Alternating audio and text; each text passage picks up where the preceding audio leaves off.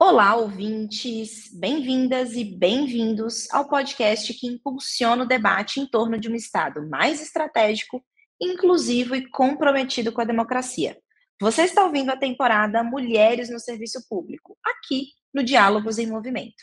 Eu sou Janiele de Paula, mestre em Gestão e Políticas Públicas pela Fundação Getúlio Vargas, comunicadora, apresentadora desta temporada e integrante do Movimento Pessoas à Frente. Ao longo da minha trajetória, venho atuando e liderando em iniciativas de impacto social no nível nacional, sempre com foco em resolver problemas públicos concretos e no fortalecimento institucional do Brasil.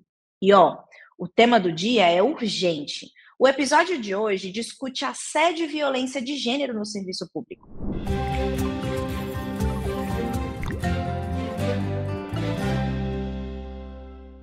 É por isso que esse episódio vai discutir o que precisa mudar nas normas, nas práticas institucionais e na própria cultura das organizações públicas. Então, a conversa de hoje pode ser densa, mas ela é urgente. E é justamente por isso que reunimos duas convidadas tão preparadas para debater esse tema com a gente, com coragem e sem perder a perspectiva de mudança.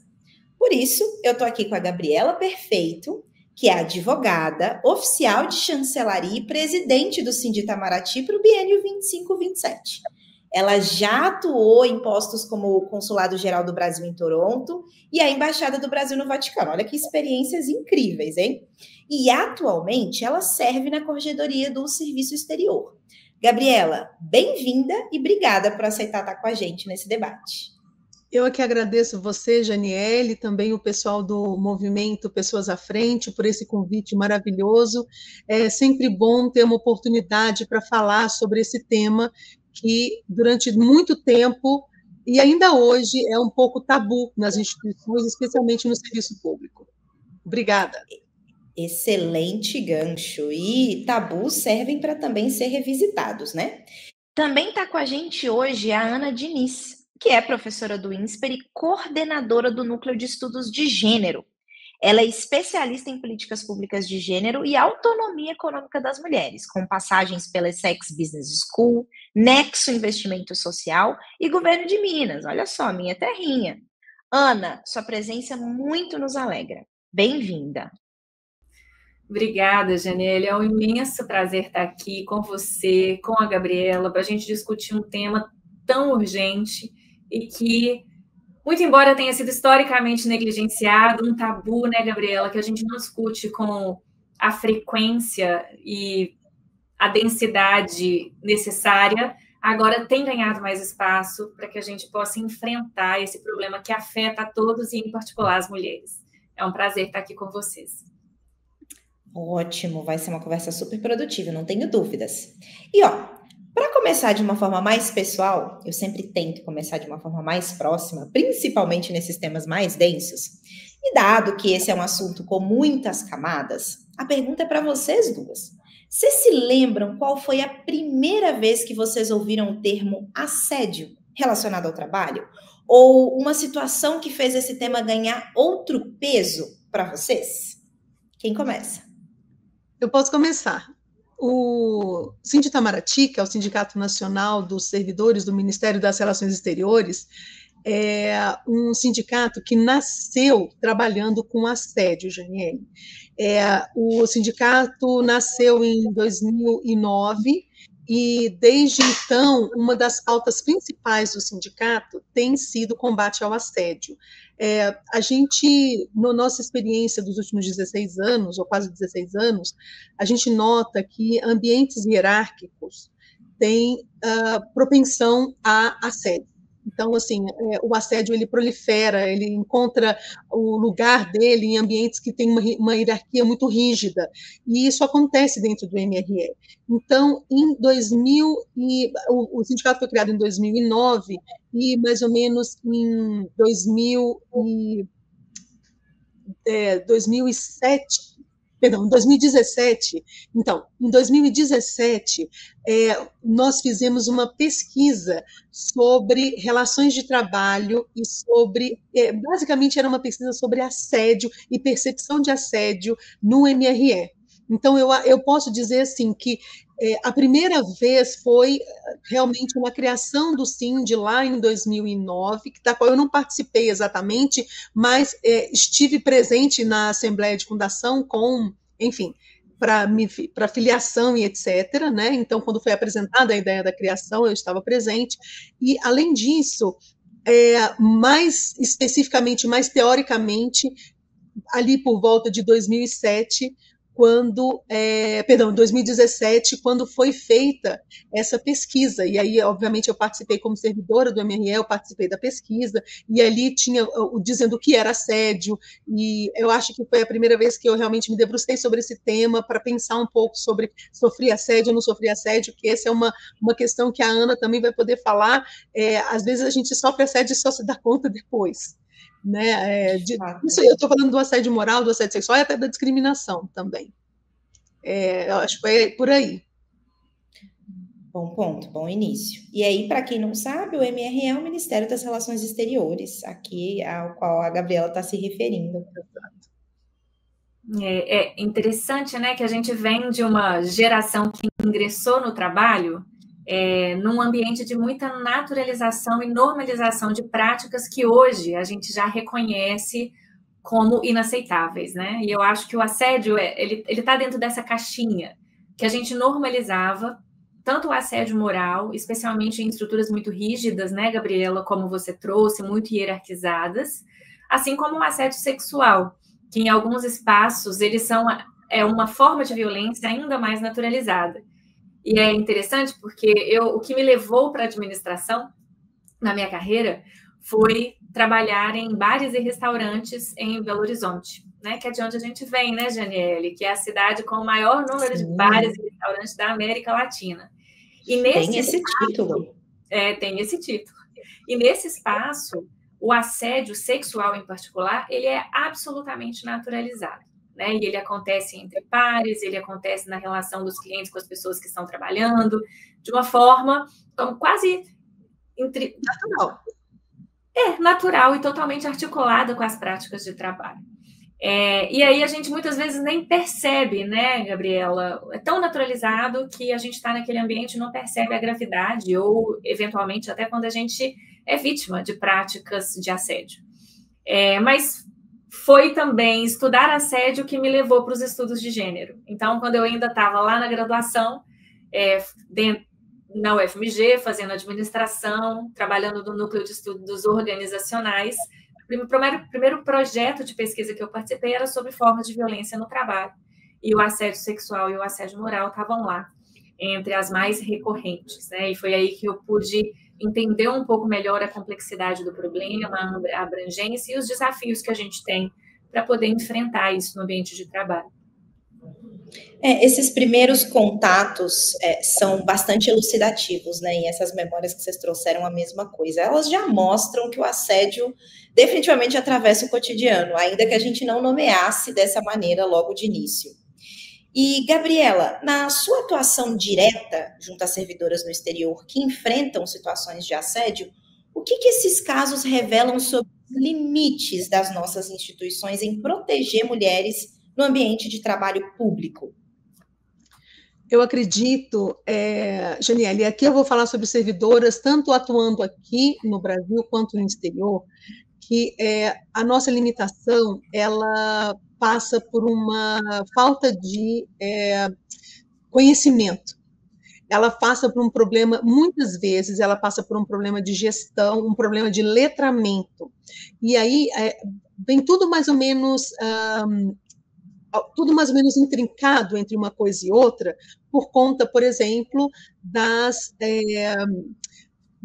relações de trabalho que já eram estabelecidas, e aquilo que a Ana falou é muito importante. A gente entra no serviço público no início, no meu caso, no início dos anos 2000, já com, assim, a gente talvez até entendesse que aquilo ali não era legal, mas não sabia nomear e não sabia explicar por que aquilo não era legal. E aí eu estou falando de práticas de administrativas muito focadas na hierarquia e muito focadas em pouco focadas no gerenciamento de pessoas, muito mais a própria nossa Lei 8.112, que rege o Serviço Público Federal no âmbito do Executivo, ela fala muito sobre, quando a gente vai falar sobre a questão de corregedoria, ou então de questão disciplinar, ela é muito focada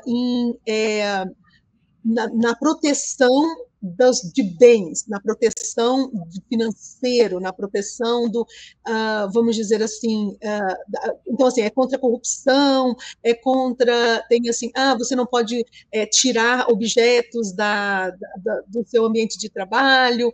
Então, assim, o foco é muito no material e muito pouco na questão da gestão de pessoas. Então, assim, eu acho que um dos limites que a gente tem é esse, que é talvez geracional, mas não necessariamente geracional, mas é um limite de conhecimento de gestão, de foco mesmo em gestão de pessoas por parte da administração pública federal, e o segundo tem a ver realmente com legislação. A gente tem um limite de atuação que é para prevenção e para a responsabilização das pessoas, nós temos o limite da legislação. Uma outra coisa que eu acho que é um limitador é a falta de conhecimento das pessoas em relação a como agir quando se é vítima de assédio. E, assim, nisso, o governo federal, eu tenho acompanhado muito esse debate desde do ano passado, na verdade, desde 2023, com a criação do grupo de trabalho que foi criado para criar o Programa Federal de Enfrentamento ao Assédio e à Discriminação, que foi um decreto editado no ano passado. Então, o Cindy Itamaraty atuou bastante nesse GT, esteve presente em várias das reuniões desse grupo de trabalho, e ali a gente pôde ver que realmente o que a gente buscava era definições sobre o que é assédio, definições sobre qual é o limite do gestor, o que é um problema de gestão e o que é um problema correcional. Então, são essas algumas dos limites que eu encontro hoje na questão de trabalhar o assédio no serviço público. Bons pontos, Gabriela. Eu acho que adensa mais a camada que conversa bastante com o que as pesquisas também têm evidenciado. Você, Ana, tem estudado com bastante profundidade o tema de permanência feminina no serviço público, né? Na sua visão, o que tem pesado mais nessa equação aí, em complementariedade ao que a Gabriela começa a conversar com a gente? São as barreiras culturais, a ausência desses normativos ou a própria fragilidade das estruturas institucionais? Olha, Janelle, eu acho que é um pouquinho de cada coisa. Até porque esses três elementos, de certa forma, eles se reiteram, né? A gente tem barreiras culturais que são evidentes e que nos atrapalham, nos impedem, inclusive, de reconhecer o assédio como um problema. E um problema que não é individual ou relacional entre dois indivíduos, mas um problema coletivo e organizacional.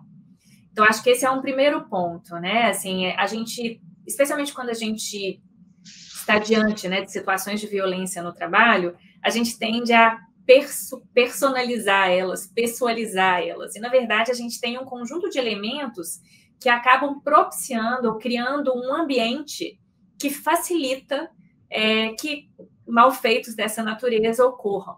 Né? Então, acho que a gente tem um primeiro ponto que está muito relacionado com o que a Gabriela falou, que é de conscientizar sobre o que é e caracterizar ele como um problema de fato coletivo e que precisa de intervenções, tanto no nível da organização, quanto no nível das políticas públicas. E aí, por isso mesmo que esses elementos eles estão muito relacionados, justamente porque existem barreiras culturais que colocam o problema como um tabu e impedem a gente de classificá-los como problemas públicos, a gente tem lacunas normativas, e aí isso é importante para instruir o mercado de trabalho como um todo, mas por causa das peculiaridades do setor público é ainda mais relevante. A ausência de normativos, ela bate no setor público de um jeito muito particular, porque ele é muito estruturado a partir dessas diretrizes legais. E justamente porque a gente não tem normativos, a gente não tem esse incentivo, esse impulso para que as instituições se repensem, se reestruturam de uma forma que a gente tenha mecanismos consolidados, bem colocados, explícitos, para poder identificar os problemas. E aí a gente precisa de portas, né, abertas de escuta para que as vítimas, que são, em sua grande maioria, mulheres, acionem as estruturas para que a gente comece respostas, políticas e práticas bem consolidadas para que, de fato, a gente dê respostas, e respostas tanto que punam os agressores e eventualmente as agressoras, mas também que protejam e acolham as vítimas. Né? Então, a gente precisa de uma estrutura mesmo, de um sistema que seja atencioso e que mostre para aquele ambiente de trabalho que aquele comportamento não é tolerado.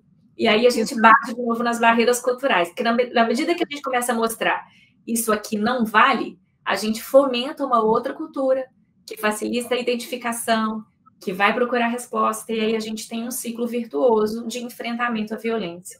Então, acho que é um pouquinho de cada coisa, Janiele, assim, o que nos coloca num lugar de ter que mobilizar intervenções em todos os níveis para que a gente, de fato, consiga enfrentar esse problema. Eu acho maravilhoso isso que a Ana falou, Janiele, só complementando aqui, pegando esse gancho, porque é isso. O assédio, durante muito tempo, e assim, quando a gente começa a falar de assédio, ele normalmente é entendido como um problema individual. O assediador ou a assediadora, porque nós também temos mulheres que assediam, apesar de sermos vítimas, também somos algozes algumas vezes, e eu acho que isso tem muito a ver com cultura, com a percepção, inclusive mulheres líderes têm esse problema, porque muitas vezes a atitude dela é percebida como agressiva, ou como, enquanto se fosse um homem, talvez não fosse, entendeu? Ao mesmo tempo, a gente tem um problema de liderança feminina, de formação de liderança feminina, para que a nossa liderança não emule a liderança masculina. Nós não somos homens, a liderança feminina ela é diferente. Então, mas voltando ao assunto que a Ana tinha comentado, é exatamente isso. O ambiente, o assédio não se cria em ambientes que não são propícios ao assédio, entre pessoas que não... ele até pode acontecer, até porque, como apesar de ser um problema coletivo, ele não é um problema de uma pessoa, ele é um problema daquele ambiente ou daquela estrutura. O assediador, a não ser quando a gente está falando de assédio institucional, o assediador é uma pessoa, mas o que a gente tem que evitar, e aí vem o principal ponto, que é a prevenção ao assédio, porque a punição, ela já quer dizer que o assédio já teve consequências malignas, entendeu? Então, a vítima já adoeceu, o ambiente de trabalho já está deturpado, a entrega de serviço público já está quase comprometida, assim, em algum nível de comprometimento, alguns são mais graves, outros menos, mas a entrega de serviço público já está comprometida, o servidor já está afastado por licença médica, por burnout, ou por, enfim, qualquer outra afastamento, ou seja, ele já está adoecido, que é tudo que a gente quer evitar, entendeu? É que o servidor adoeça, porque isso é um custo para... não é só um custo em termos financeiros, econômicos, é um custo para a prestação de serviço estatal, é um custo para o Estado e para a sociedade brasileira. Então, a gente tem que lutar pela prevenção, e a prevenção passa pela criação de ambientes livres de violência. É isso que a Ana acabou de falar, vira um círculo virtuoso.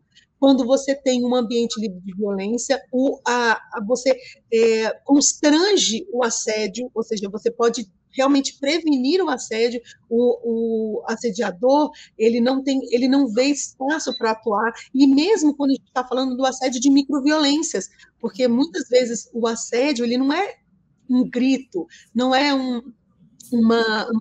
vamos dizer assim, uma desqualificação direta do trabalho do servidor.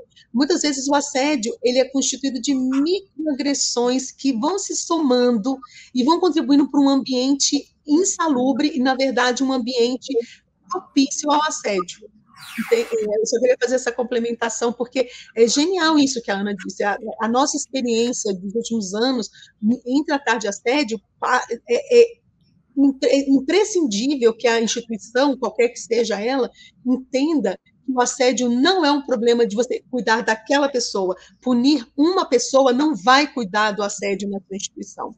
O que tem que ser prevenido é por que aquela pessoa se sentiu no direito de atuar daquela forma. Como que ele esteve confortável o suficiente para achar que ele poderia fazer um comentário de cunho sexual com a subordinada dele, ou fazer um comentário sobre, enfim, ou fazer cercear direitos dos servidores, né? Assim, não, você não vai tirar férias. Então, é isso. Essa fala da Ana, muito importante mesmo.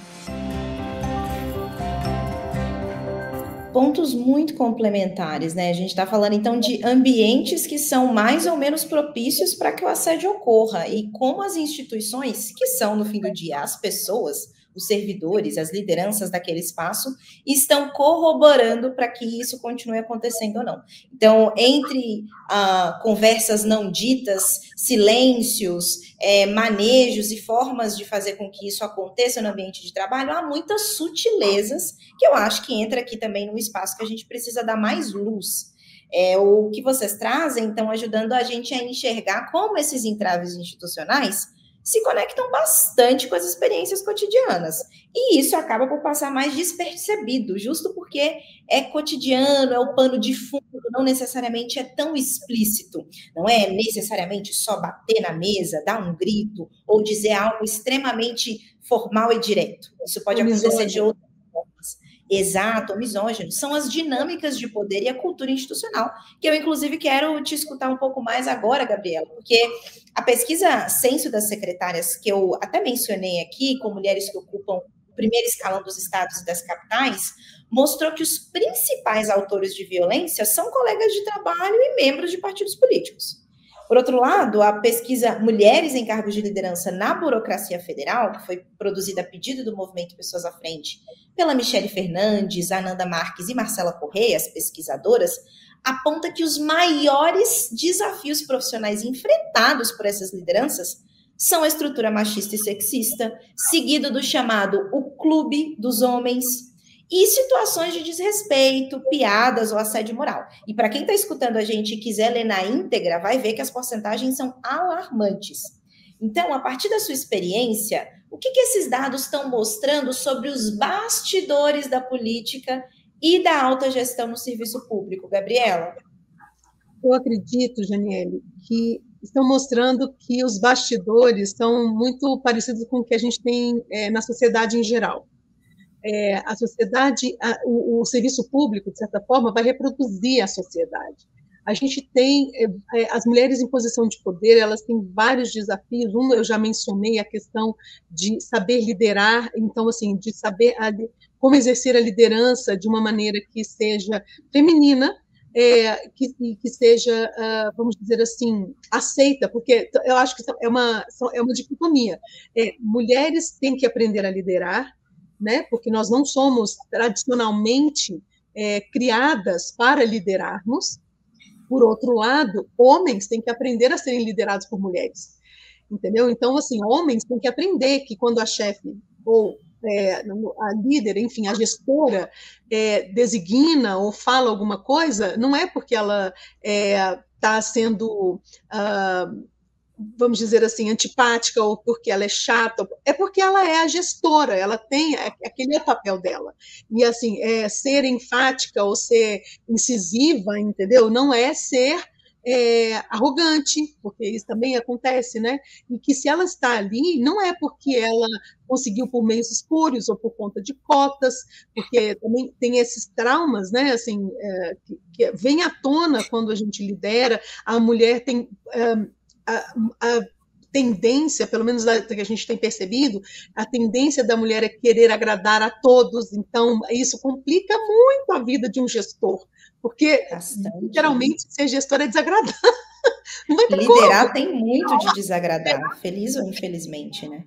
Então, eu vejo que, de novo, aquilo que a Ana já tinha colocado, as pessoas que estão em posição de poder, as mulheres que estão em posição de poder, elas estarão sempre mais propensas a sofrer assédio do que do que os homens em posição de poder. Normalmente, os homens em posição de poder exercem o seu poder de uma forma mais aceita ou exercem de uma forma que as pessoas consideram mais natural.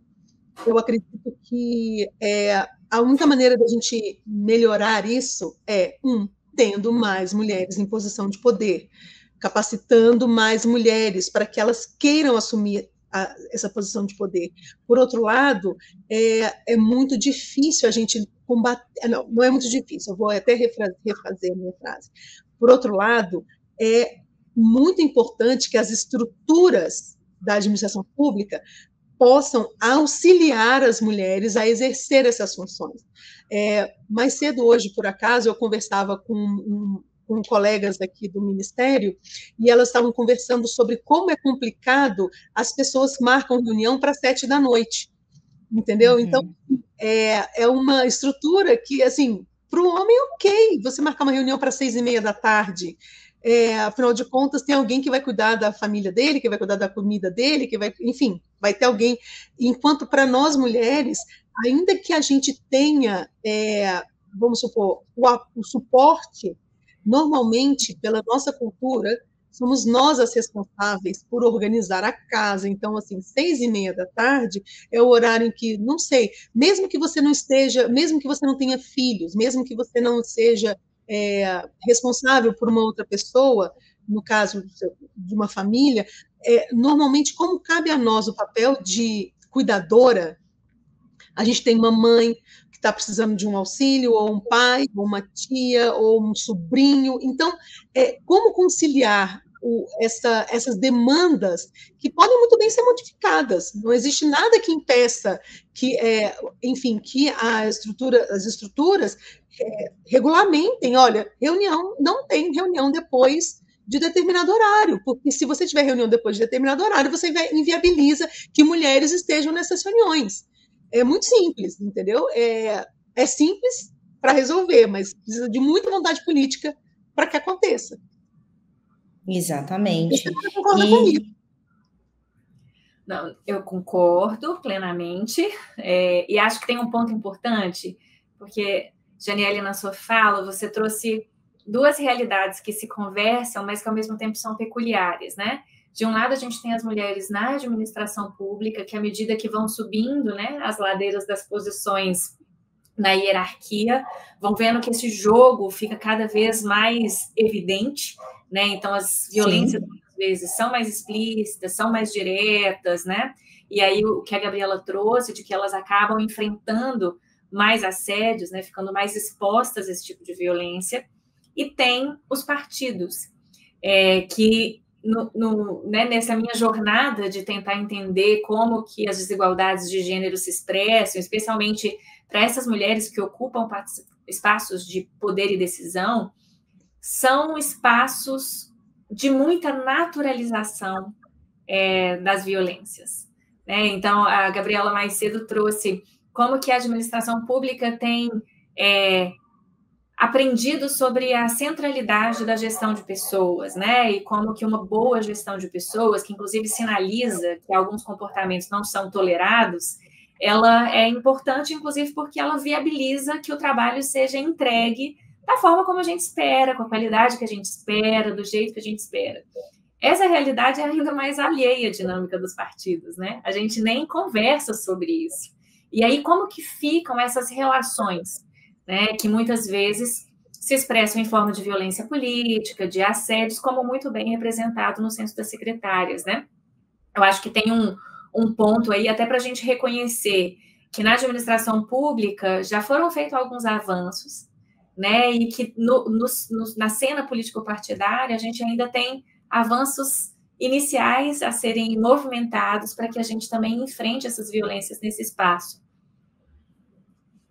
Sim, e aprofundando nessas fragilidades, como a gente tem falado aqui, hoje o Brasil ainda não conta com uma legislação federal abrangente que defina e regulamente de forma bem clara o assédio moral e sexual no serviço público.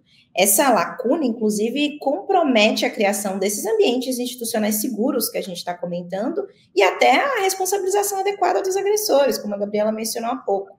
Mas, em 2023, foi apresentado o projeto de lei 1458, de autoria do deputado André Figueiredo, do PDT. E ele propõe a criação de uma política nacional de prevenção e combate ao assédio moral e sexual no serviço público. Esse projeto busca estabelecer diretrizes mais claras para a prevenção, para o acolhimento e também para a responsabilização em todas essas esferas da administração pública, ou seja, âmbito federal, estadual e municipal. Então, Ana, você realmente acredita que um projeto como esse pode preencher essa lacuna gigante histórica? Quais que são aí os pontos positivos e o que ainda falta para termos uma legislação verdadeiramente robusta e efetiva? E é óbvio que eu também vou querer ouvir a Gabriela na sequência. Então, Janelle, de fato, a gente precisa de instruções normativas, né, que tanto nomeiem o problema, como a Gabriela trouxe. Eu acho que a lei ela tem um impacto muito poderoso, porque ela institucionaliza aquele problema como um problema público. Ela fala assim, olha, esse problema aqui é um problema coletivo, que afeta um grupo de pessoas, em quantidade, em qualidade, e a gente precisa de ação pública, em especial de movimentação do Estado, para a gente dar conta dele. Né? E aí a lei fala, então agora a gente vai instituir algumas bases aqui para a gente começar esse movimento. E aí a gente precisa desses instrumentos legais se a gente quer startar, né, dar o play em algumas políticas públicas que são muito fundamentais. Eu acho que um instrumento normativo mais robusto nos ajudaria, inclusive, a tornar mais evidente os próprios problemas. Existe uma confusão gigante entre o que é assédio moral, o que é assédio sexual, como que isso se manifesta no trabalho, o que o trabalho tem a ver com isso, em que medida é do trabalho, em que medida é fora do trabalho. E eu acho que um instrumento normativo mais delineado, desenhado, poderia nos ajudar, né, a tornar mais evidente as distinções, até para que a gente possa intervir de forma mais efetiva.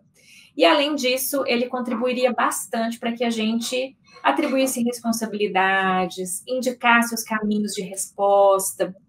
Eu acho que seria um avanço muito fundamental, especialmente para a gente criar instruções, né, que atravessem o executivo nos seus diferentes níveis e informe uma ação que seja mais robusta e mais coordenada, né, nesse sentido, mas também servir de inspiração para que a gente tenha medidas dessa natureza no setor privado, que também precisa de avanços nessa natureza para combater esse problema.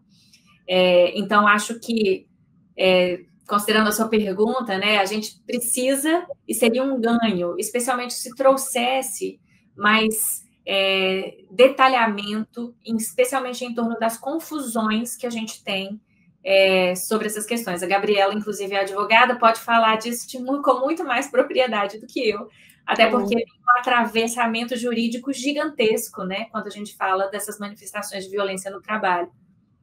Eu concordo, Ana, que uma política nacional, em termos, e você ter uma lei, isso é importante, que trate do assunto, traz visibilidade, especialmente, eu vou dizer, para estados e municípios. Eu vou dizer que hoje o governo federal ele tem já alguns mecanismos muito interessantes, estão sendo aprimorados em termos de combate ao assédio. No serviço público, mas no âmbito do serviço público federal. Por que eu digo isso? Porque nós temos um programa que institui, né, um programa federal que institui nós temos um decreto, né, do presidente Lula, que instituiu o Programa Federal de Combate e Enfrentamento ao Assédio Sexual e Moral e a Discriminação no Serviço Público. Esse programa, além disso, nós temos a atuação da CGU, a Advocacia Geral da União, a Ouvidoria da União, a Ouvidoria Geral da União. Todos esses órgãos, no nível federal, eles têm cada vez mais produzido conhecimento e produzido normas que são aplicáveis no serviço público federal. Então, eu não sei, eu espero que várias pessoas já conheçam, mas eu vou fazer propaganda aqui do Guia Lilás da Controladoria Geral da União, a CGU tem o Guia Lilás, que eu fui sabendo outro dia que é conhecido razoavelmente no serviço público federal, pelo menos aqui em Brasília, porque também tem que ver que o serviço público federal ele é mais do que só Brasília, né? Ele está em todos os estados, a Ana está em Minas, não me deixa mentir, e a gente, ao mesmo tempo, ele é pouquíssimo conhecido nos estados, e acho que desconhecido nos municípios. Essas informações são apenas a minha percepção, pode ser que tenha, mas a minha percepção é que essa a CGU não consegue ter a capilaridade que outras instituições federais têm para combater o assédio, entendeu? Ou para enfrentar o assédio, mais do que combater, enfrentá-lo, no sentido de trazer à luz esse tema, dar sugestões. A AGU tem notas técnicas que são vinculantes para as corregedorias. Nós temos o Fala BR, que é um sistema de ouvidoria que é incrível, é totalmente anônimo, e ele pode ser usado por estados e municípios, só que é aquilo, as pessoas desconhecem o tema. Por quê? O tema não é, apesar da gente estar falando mais sobre ele, ainda é um tema que não é discutido no âmbito da gestão pública. Assim, eu não conheço nenhum deputado, vereador que foi eleito falando, olha, vou combater o assédio no ambiente de trabalho. Exato. Se alguém conhecer, por favor, entre em contato, quero conhecê-lo, entendeu? Manifeste-se aqui nos comentários desse episódio, inclusive. A gente vai querer saber. Nós temos alguns deputados federais, sim. Agora, deputado estadual e vereador eu não conheço. Eu conheço deputados federais que levantam a bandeira do combate ao assédio. Nós temos, inclusive, nós temos deputadas com quem que fazem parte das comissões de serviço público na Câmara dos Deputados, nós temos senadores, enfim, como eu disse, o governo federal está num ambiente, está num momento diferente com relação aos demais entes as demais entidades, perdão, os demais entes federativos. Do mesmo jeito, o CNJ tem um programa de combate ao assédio muito interessante, o TCU tem um programa de combate ao assédio muito interessante, mas será que os tribunais de contas dos estados também têm? Será que os tribunais, os TJs, o Tribunal de Justiça, a Vara de Justiça lá no município, será que ela também está aplicando essas decisões do CNJ? Eu não sei, são perguntas que eu vou colocar aqui para a nossa audiência, eu não tenho resposta para essas perguntas. A percepção que eu tenho é que não, ou se tem essa percepção, não tem a densidade, não tem o aprofundamento necessário. Talvez alguém já ouviu falar disso, mas nunca foi atrás de efetivamente trabalhar o tema dentro da administração, dentro da sua administração municipal ou estadual. Até porque, aí desculpa falar demais, mas acaba que, muitas vezes, isso é tido como uma coisa secundária. Gestão de pessoas, muitas vezes, na administração pública, é tida como algo assim, que tem que ser feito, mas não é o importante. O importante é resolver o problema do cidadão, aquele problema imediato de saúde, de segurança, eventualmente de saneamento. Então, assim, e aí a questão da gestão pública, de quem vai fazer essas atividades, né, quem vai efetivamente executar, acaba ficando em segundo plano. Né? Então, assim, eu falei do executivo, porque, obviamente, o ambiente que eu tenho mais contato, tenho mais conhecimento, mas isso acontece também nos outros poderes. Né? No legislativo e no judiciário também é a mesma coisa. Acontece, e te escutando, Gabriela, a sensação que dá é que, de alguma maneira, socialmente, a gente varre esse assunto para debaixo do tapete, junto com a falta de um olhar realmente estratégico e cuidadoso para as pessoas que estão na gestão pública. E essas considerações que você traz são importantes porque a gente está falando de fragilidade, de lacuna, mas sim, tem instrumentos importantes que já têm sido desenvolvidos nos últimos anos. Foi uma excelente lembrança sua, o trabalho da Controladoria Geral da União, do Guia Lilás, que é um material bastante orientativo, está voltado especialmente à prevenção, o próprio Programa Nacional de Prevenção e Enfrentamento ao Assédio Sexual e demais crimes, né? Porque a gente precisa enfatizar também a palavra crime, contra a dignidade sexual na administração pública, que não se confunde aí com o projeto de lei que eu comentei, o 1458, mas que foi de fato instituído pela lei número 14.540, também em 23, é muito importante para trazer conceitos próprios, para trazer diretrizes, reforçar o compromisso dessas diferentes esferas que a gente está falando aqui. E a divulgação desses materiais, ela devia ser muito mais estruturada e orientada dentro do serviço público. Ou seja, os servidores deviam estar com isso debaixo do braço. As servidoras que sofrem majoritariamente esse assédio também, mas também os gestores e a alta liderança. E a gente sabe aí que tem um percurso, né? A tendência de varrer para debaixo do tapete, diferente de algumas outras nações que têm falado mais abertamente sobre o assédio, quer queiram, quer não, porque isso vai para a mídia, porque tem impactos reputacionais, e aqui talvez isso esteja um pouco mais em fogo baixo, são questões que a gente precisa, de fato, levantar no debate público. Então, eu costumo dizer uma coisa assim, eu costumo dizer que denunciar é muito difícil. O Guia Lilás, ele é um guia para prevenção, sim, mas ele traz um passo a passo para como fazer uma denúncia. Ele traz um passo a passo para como identificar um assédio. Então, assim, realmente é um material que foi feito com muito cuidado pela CGU. A segunda edição foi lançada o ano passado, está didática. O primeiro Guia Lilás já era ok, a segunda está tão didática que ela tem até, assim, atividades para você fazer no final. Então, realmente é quase um caderno de exercícios aqui, né? Exato. E aí, mas a gente sabe que denunciar é difícil. E a experiência que a gente tem aqui no Ministério, e também das nossas experiências que a gente troca com outras pessoas nessa área, o que a gente, enfim, descobriu é que a denúncia, ela tem... O principal motivo pelo qual as pessoas não denunciam é o medo de retaliação. Um dos principais motivos também, ali, juntinho com o medo de retaliação, é a questão do não vai dar em nada. E aí, eu gosto muito de enfatizar, em todas as vezes que eu sou convidada a falar sobre esse tema, eu digo sempre que o silêncio é a semente do assédio. A denúncia, ela pode ser um fim em si mesma. O que eu quero dizer com isso? À medida em que você reporta um problema, denuncia um problema, e eu falo isso com toda a ciência de que não é fácil fazer a denúncia.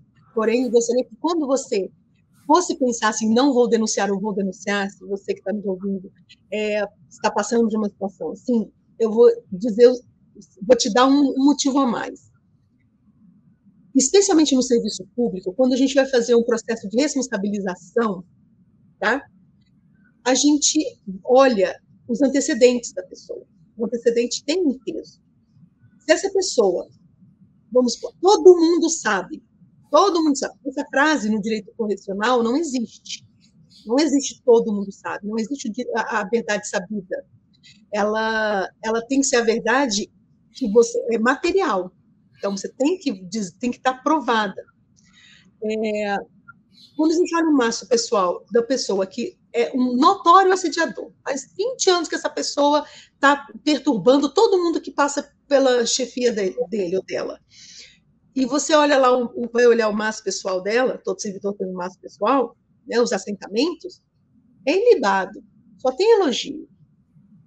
É muito mais difícil você ter vamos dizer assim, uma responsabilização condizente com o que ela está fazendo, porque vão ter atenuantes, mas não tem agravantes.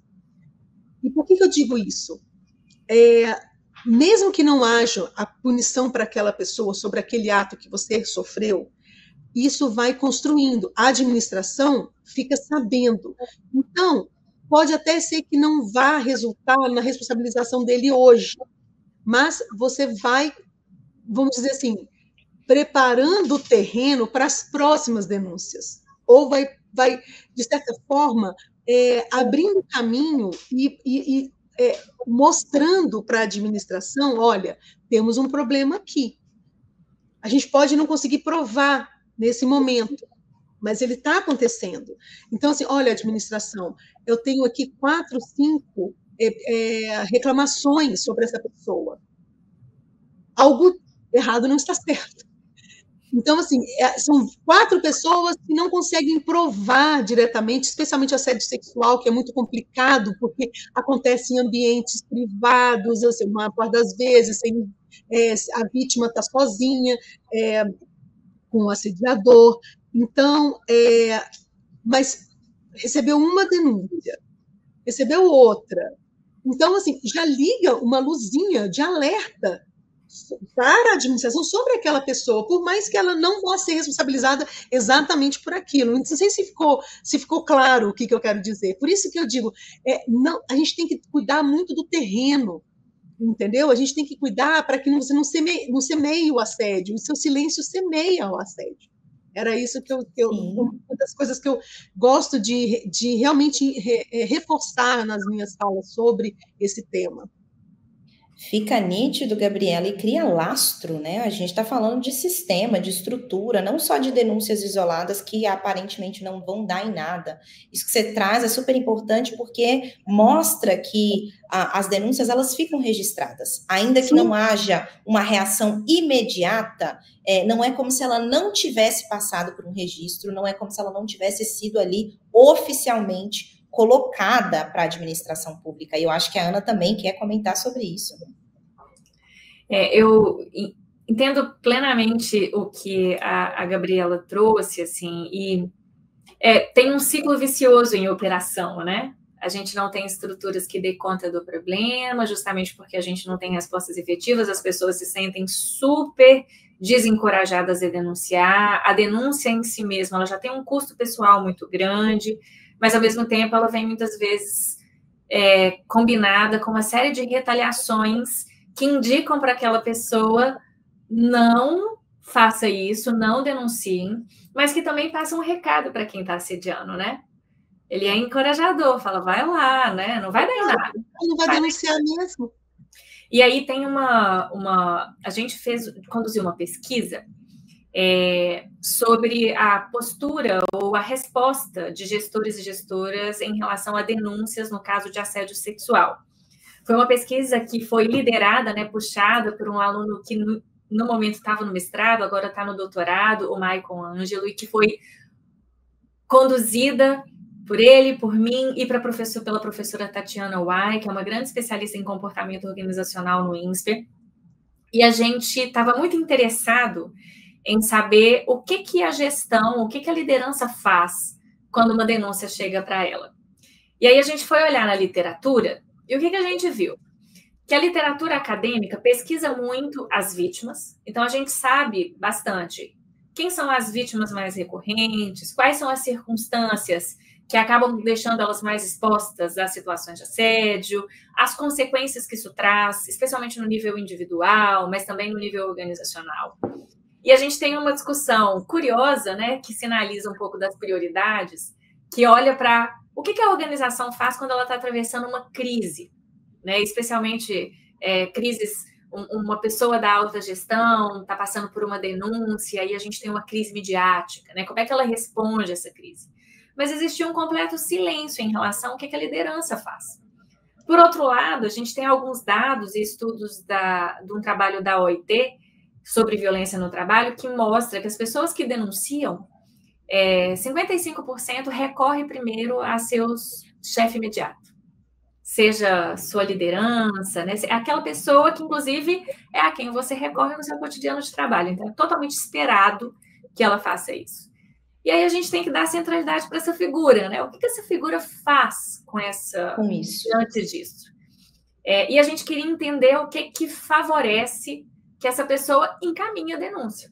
Eu recebi a denúncia, então é meu papel enquanto liderança ou passar para cima para que ela seja tratada ou passar para as instâncias responsáveis na minha organização se eu tiver sistemas estabelecidos. E aí foi muito interessante que tem 2 fatores que favorecem o encaminhamento. O primeiro é a percepção de gravidade, que chama atenção para isso que a Gabriela trouxe, da necessidade da gente conscientizar. Na pesquisa, a gente expôs os participantes e as participantes a 10 cenários. Todos os cenários eram assédio sexual. Mas alguns eram mais explícitos e outros eram mais sutis, como a Janiele trouxe. E aí, quanto menos explícito, menos as pessoas percebiam como grave, e quanto menos elas percebiam como grave, menos elas encaminhavam. Isso chama assim, uma atenção imensa para a necessidade da gente treinar e capacitar as lideranças para identificar os problemas, né, para reconhecer os assédios, as formas de assédio, especialmente quando a gente fala de assédio sexual, que tem um tabu gigantesco, né, e a gente tende a responsabilizar a vítima quando acontece com ela. E o segundo ponto, que eu acho que é um conceito, né, muito da gestão, mas que está atravessando aqui a nossa discussão o tempo todo, é relacionado ao clima organizacional ético. Né? Clima organizacional é essa percepção em torno dos valores, né, das normas, do que vale, né, naquela organização. E o clima organizacional ético, ele vai chamar a atenção para o quanto que eu percebo que aquele ambiente espera de mim uma resposta ética. Isso passa por ter estruturas, mas isso passa também pela minha percepção do tanto que aquelas estruturas funcionam bem. Né? E aí aquilo sinaliza, né? Eu olho para o ambiente do lado e aí eu falo, bom, aqui é esperado que eu passe para cima e que eu encaminhe isso. Não é esperado, se eu abafar, isso não é condizente com esse ambiente. E aí a gente percebeu que quanto mais as pessoas percebiam o clima organizacional como ético, mais propensão elas tinham para encaminhar a denúncia. Que aí chama a atenção para um outro passo, né? A gente precisa investir nesse ciclo virtuoso, a gente precisa investir na capacidade das organizações em criar respostas efetivas para esses problemas. A gente olha muito, né? A gente segue muito a teoria da maçã podre, né, Gabriela? É como se um assediador fosse aquela pessoa que eu conseguisse pinçar e tirar e o problema está resolvido. E não se trata disso. Se trata de um ambiente que a gente fortalece tanto em que todo mundo reconheça isso aqui não tem espaço nesse lugar. A gente precisa tolir, responder, não tolerar, mandar as mensagens certas, né? Então, eu acho esses dois elementos muito importantes assim, para a gente atrair a responsabilidade para as estruturas organizacionais, né? Para que, de fato, a gente consiga criar um ambiente em que as pessoas não se sintam tolhidas de denunciar. Elas também vão entender que o esperado é que elas denunciem, porque aquela organização vai dar conta de dar uma resposta adequada para aquele problema. E, ao mesmo tempo, Ana, que a pessoa, empoderar os liderados, empoderar o servidor para dizer não. Porque existem muitas situações de microagressões em que, se o servidor estiver suficientemente ciente do papel dele como servidor, como trabalhador, porque o servidor público ele é, antes de qualquer coisa, um trabalhador. Então, ele, como trabalhador, se ele tiver consciência e a instituição ou empoderar o suficiente para falar isso que você fez está errado. Eu não gostei da maneira como você me tratou. Muitas vezes, isso pode ser o início de uma prevenção. Eu não vou dizer que o assediador vai deixar de assediar por conta disso, mas eu tenho certeza que você vai pegá-lo no contrapé. Ele ou ela, tá? Porque a gente fala ele porque a maior parte dos assediadores são homens e a maior parte das são mulheres, mas existem vítimas dos dois lados.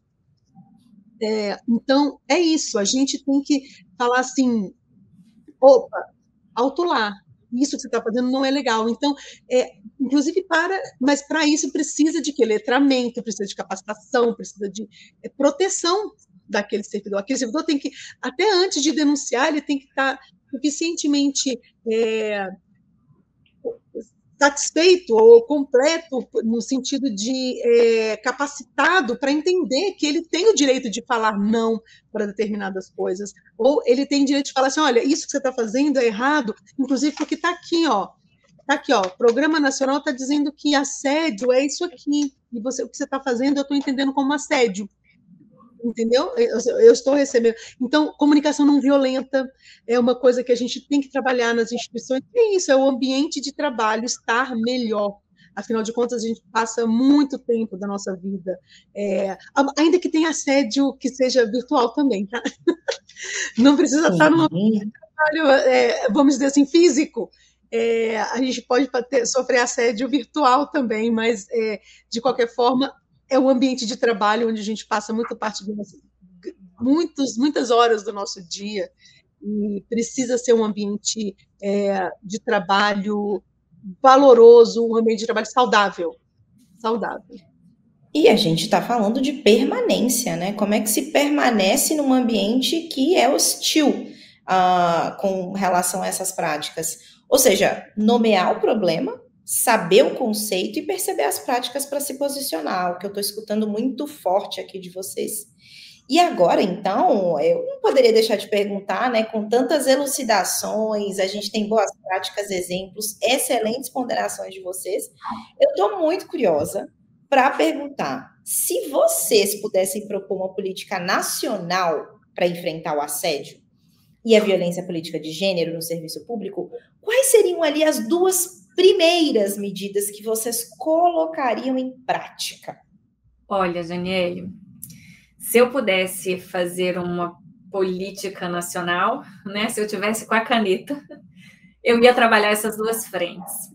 Criar sistemas qualificados para que as pessoas tenham as condições para denunciar os malfeitos e a gente consiga dar respostas a essas denúncias com devida responsabilização, né, dos agressores e das agressoras quando verificado e com proteção das vítimas. Então, se a gente quer enfrentar o assédio, a gente precisa criar um mecanismo que sinalize e garanta que naqueles espaços aquele tipo de prática não é tolerado. E eu trabalharia na capacitação das lideranças. Eu acho que a gente subestima a importância que uma liderança tem para poder reforçar um comportamento desejado e, inclusive, interromper o comportamento que não é tolerado, né? Que é isso que a Gabriela falou. Aqui não funciona assim, né? Aqui a gente não faz esse tipo de coisa, né? E esses ajustes, eles que são feitos, inclusive, no cotidiano, né? A violência, ela não surge do nada, né? Ela surge a partir de uma série de práticas que vão sendo ali percebidas ou não percebidas, e a gente, né, como a gente fala, a gente vai passando o pano, e as coisas vão acontecendo, até que elas vão agravando. E aí ter pessoas capacitadas, com o olhar treinado para poder identificar, falar, aqui não, isso não é saudável, é fundamental. Porque quando a gente fala de permanência no trabalho, tem uma frase de uma autora que eu gosto muito, que ela fala assim: as pessoas não deixam trabalhos difíceis, as pessoas deixam culturas tóxicas e lideranças mal preparadas. E eu acho isso muito, muito, muito perspicaz. Porque se o trabalho é difícil, mas o ambiente é propício, eu tenho motivos para permanecer. De vez em quando, o trabalho é fácil, inclusive eu estou fazendo aquilo que eu gosto, mas o ambiente é tão hostil que eu falo, isso não é para mim. Né? Então, como que a gente trabalha essas 2 pontas? Estruturas que deem conta de produzir a cultura que eu quero, com lideranças que sejam esses agentes de transformação e quem, de fato, é o bastião dessa cultura que a gente quer promover. Excelentes primeiras medidas: estrutura de denúncia e responsabilização e capacitação da liderança. Gente, anotadíssimo. E você, Gabriela? Eu vou, assim, esses 2 pontos são essenciais e são certamente os 2 principais. E, assim, só canais de acolhimento às vítimas. Nesse contexto, é muito importante que as vítimas de assédio, elas possam ter um local onde elas serão acolhidas. Porque, além da questão da denúncia, da responsabilização e tal, a gente está falando de um trabalhador. E o acolhimento dele é essencial. Então, nesse ponto, eu vou até, de certa forma, puxar a sardinha para o papel dos sindicatos. Os sindicatos têm um papel muito importante nesse acolhimento e na orientação dessas vítimas. Então, do mesmo jeito que a Ana disse que na pesquisa que ela realizou, eles verificaram que as pessoas procuram a sua liderança, procure também o seu sindicato. a gente, graças a Deus, temos sindicatos de servidores públicos, ou a sua associação, algumas carreiras não tem sindicato, tem associações, mas, de qualquer forma, procure a sua associação de classe, procure aqueles que estão, vamos dizer assim, que existem para dar esse tipo de suporte. Então, eu acho que, sim, uma rede de acolhimento, e essa rede de acolhimento ela pode ser, inclusive, multidisciplinar, isso é importantíssimo. E uma outra coisa, Janiele, que a gente aprendeu com o nosso trabalho no sindicato com relação a isso, é que para que qualquer política de enfrentamento ao assédio, seja sexual, seja moral, seja discriminação, para que ela dê certo, precisa de um elemento muito importante, que é compromisso da alta chefia. O presidente do órgão, o diretor, o ministro de Estado, essa pessoa tem que estar comprometida com esse assunto. Se houver compromisso político, é o primeiro passo para a gente começar a construir um ambiente livre de assédio no serviço público. Então, assim, a gente voltando àquela pergunta lá, a lei é importante porque sinaliza que para os nossos líderes no Congresso, na Presidência da República e nos demais órgãos da administração pública federal, aquele assunto é importante. E isso é um dos principais fatores para que haja sucesso na implementação de qualquer política de enfrentamento ao assédio. Eu acho que, assim, só para complementar, definitivamente, a estrutura e a questão da responsabilização e de você ter realmente uma resposta para aquilo é essencial, mas só fica aí minha contribuição para a fala da Ana, que foi irretocável. Excelente. E esse compromisso político também parte muitas vezes de um constrangimento pedagógico, né? E de colocar isso mais na pauta. Ana, Gabriela, a gente vai encerrando por aqui, mas antes de concluir, como eu disse, né, pessoal, esse seria um assunto um pouquinho mais denso. Eu queria pedir que vocês deixassem uma mensagem final, só que olhando para públicos diferentes. Então, Gabriela, pensando nas mulheres que hoje atuam no serviço público e enfrentam de forma mais ou menos silenciosa situações de assédio ou de violência institucional, o que você gostaria que elas levassem consigo dessa conversa? Você até já adiantou um pouco, falou que, olha, se você está sofrendo. Mas agora uma mensagem final, o que você gostaria que elas levassem dessa conversa da gente aqui? Que elas não estão sozinhas, que existem redes de apoio que podem te ajudar nesse processo. Elas podem não estar visíveis e presentes para você nesse momento, mas eu espero que você consiga encontrar, porque ouvidoria está aí para isso. Corregedoria também no nível um pouco, já quando as coisas já estão descambadas, mas, a ouvidoria existe para isso. Os sindicatos têm esse papel fundamental, as associações de classe também. Então, se você é servidora pública, em qualquer dos níveis, procure se informar sobre os canais de atendimento, seja do município, seja do estado, seja em qualquer instância, o Fala BR está aí para isso também. A gente tem trabalhado muito em ser um canal de acolhimento para servidoras. Infelizmente, o Sindi Itamaraty, que tem o seu know-how nesse assunto, não pode atender a todo o Serviço Público Federal, mas eu tenho certeza que as redes e os comitês que estão sendo criados pelo Poder Público Federal estão aí para isso. Tá? Então, procure conhecer a legislação da sua instituição ou do seu ente federativo sobre o assunto e se empoderar dele. E não ficar calada, né? É isso, não ficar calada. Fale. Pode não ser a denúncia, mas fale. Fale para alguém, fale para o seu sindicato, fale para o seu chefe, mas fale. É uma parte muito importante do enfrentamento à voz das pessoas. E essa voz vai fazer o fortalecimento institucional acontecer. E, Ana, você que tem pesquisado caminhos institucionais e legislativos para enfrentar esse problema, qual recado você deixaria para gestores públicos, para parlamentares e as lideranças que têm o poder de mudar essas normas e essas culturas tão enraigadas organizacionais?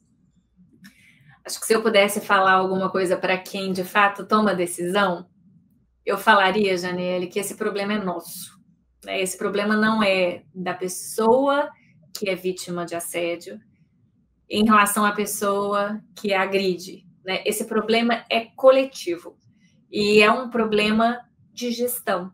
A violência no trabalho, ela é um obstáculo para o trabalho que a gente quer, né? Porque, no final, oferecer condições de trabalho adequadas, um ambiente saudável, é também garantir as condições para que as pessoas entreguem os resultados que a gente espera, as políticas públicas que a gente espera, o atendimento ao cidadão e às cidadãs que a gente espera, a relação com pares que a gente espera. Então, é um problema nosso duas vezes. É um problema nosso, porque sem uma motivação, né, e sem a estrutura de gestão, a gente não consegue resolver esse problema. E é um problema nosso, porque as consequências do assédio são também são consequências do trabalho, né, e do exercício do trabalho, né? Então, eu convidaria eles e elas para se juntarem a gente, para que a gente consiga produzir as respostas adequadas que a gente precisa para enfrentar esse problema. Perfeito, Ana. É muito menos sobre eles, mas mais sobre nós. Ana, Gabriela, muito obrigada por tratarem de um tema tão sensível e duro, com generosidade, acolhimento e a firmeza necessária. Essa conversa certamente vai fortalecer quem está na linha de frente e quem tem o poder de transformar essas estruturas. E você, que nos acompanha, continua com a gente na temporada Mulheres no Serviço Público, que está disponível em áudio e vídeo. Afinal, seguimos fazendo do Estado um espaço onde elas também decidem. Até o próximo episódio.